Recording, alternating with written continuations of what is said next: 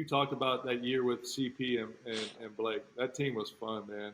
Talk about That some of was that scary. stuff, and it That was so was scary, boy. And then, like you said, once you deal with the layers of CP and Blake coming out in the pick and roll and Oh my gosh. and DeAndre, then we got to worry about you coming off the bench in the fourth quarter. That was scary, dog. Bro, I'm gonna tell you, UD, I'm gonna tell you this, and I ain't never said this. We saw y'all in China, right? You remember that? Yes, I remember that. We went to China. Yes. I think D Wade just signed with Li Ning. We go to China. I signed with the Clippers that summer. And y'all blow us out the first game in China. It didn't feel like a preseason game. It felt like a real game. Y'all blew us out, and then we beat y'all. We left China. We was like, man, we going to see them in the finals.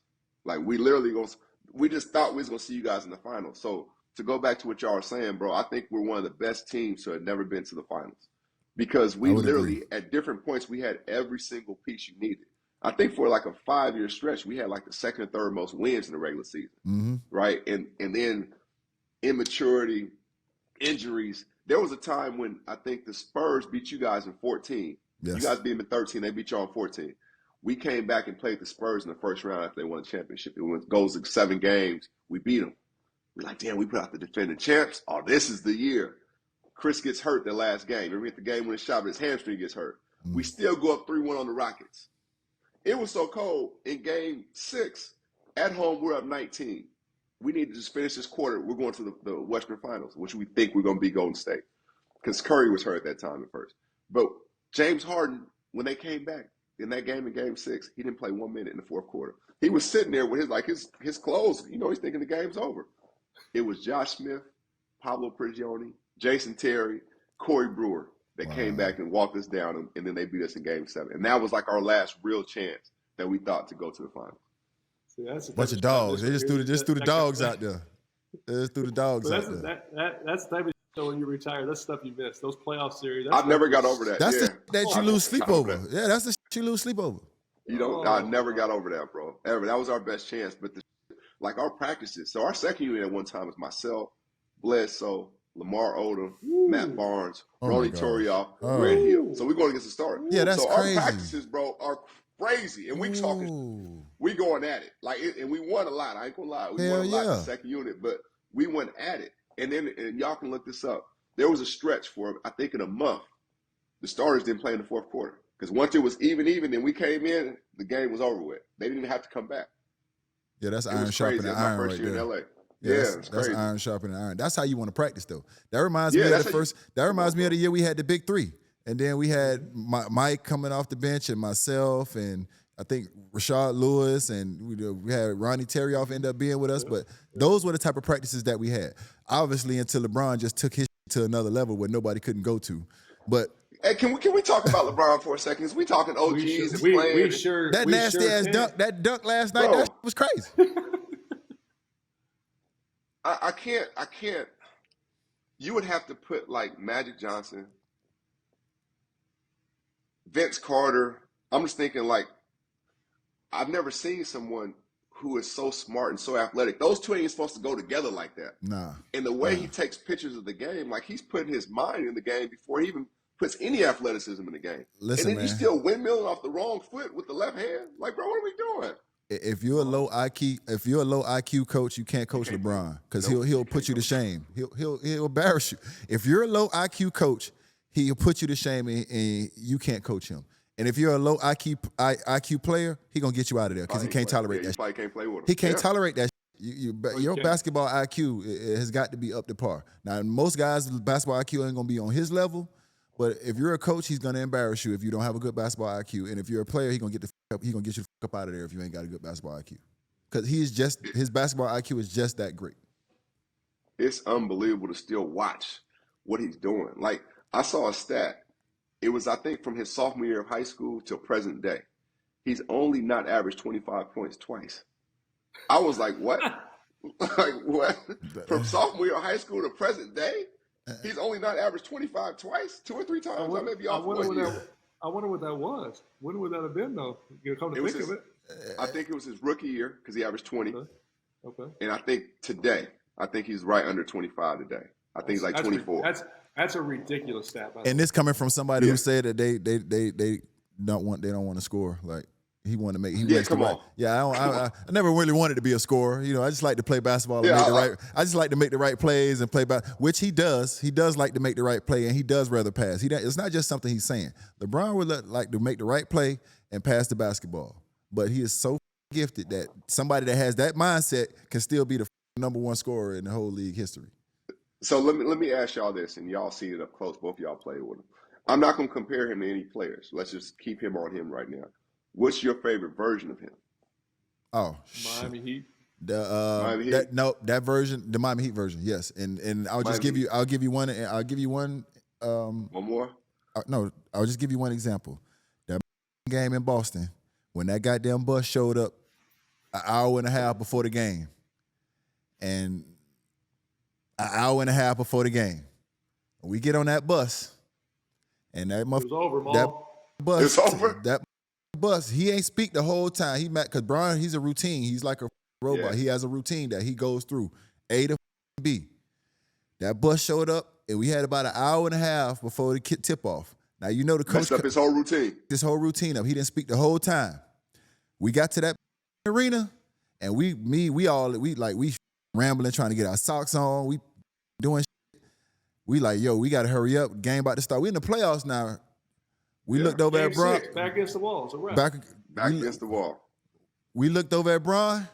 Bron, let me take my glasses off. Bron looked at us with this face. Oh, you taking the glasses off for this? Looked at us and he did like this. Don't worry about it. We'll be just fine. Don't worry about it. We'll be all right. Ball, I looked at him. I said, come on. I said, come on, Killer. He looked at me and said, Killer, I'm throwing everything at him. I'm shooting every bolt in the gun. I'm going to take the clip out, throw it at him, and I'm going to throw the gun at him, too. Listen. Damn, we're going to be Listen. I said, damn, we're going to be fine tonight.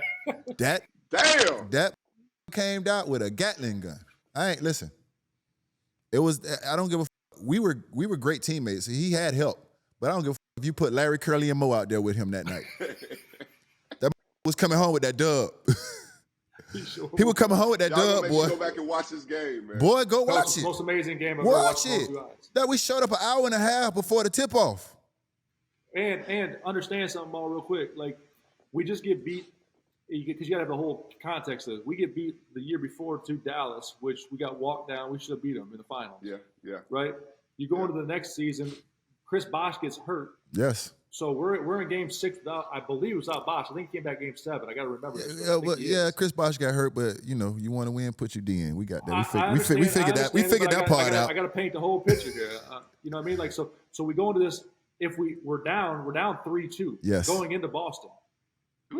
3-2 going into Boston. 3-2 going into Boston, bro. Yeah, yes. Going into Boston. Yes. That's what their intentions are, obviously. He comes in here, and I'm telling you, it's the best game I've ever watched with my own 2 eyes.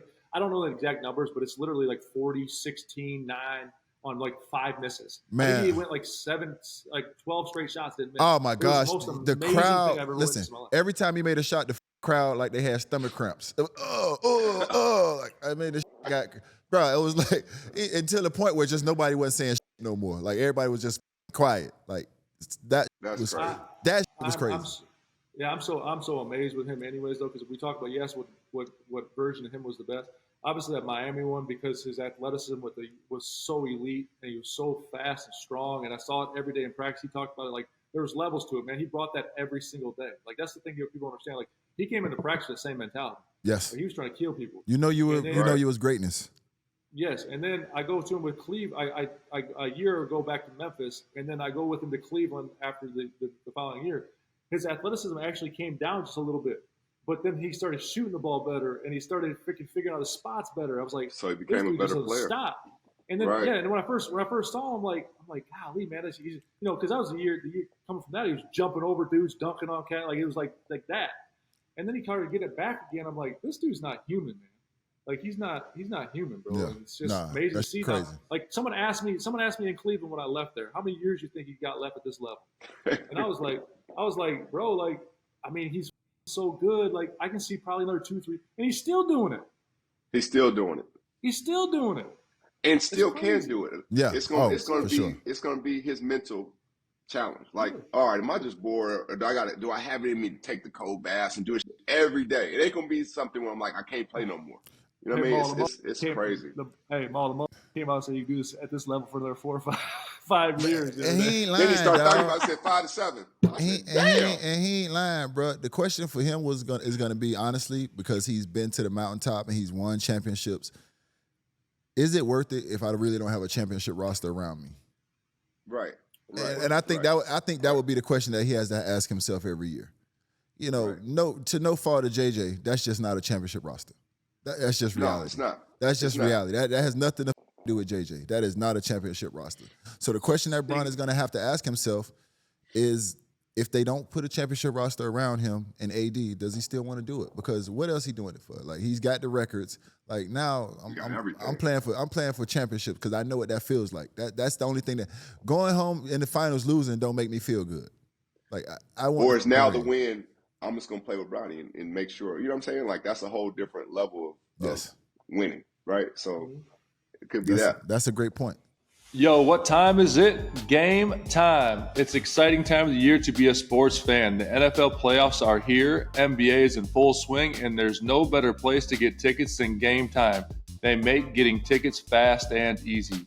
Game Time has a new feature, Game Time Picks, that makes getting tickets for your favorite live events and games even easier. Game Time Pick filters out the fluff to show you only incredible deals on great seats so you don't have to waste time searching through thousands of tickets. What I like about Game Time app, aside from the new Game Time Picks feature, is the all-in pricing, so there's no surprise fees at checkout. Take the guesswork out of buying tickets with Game Time. Just download the Game Time app, create an account, and use code OGs for $20 off your first purchase. Terms apply.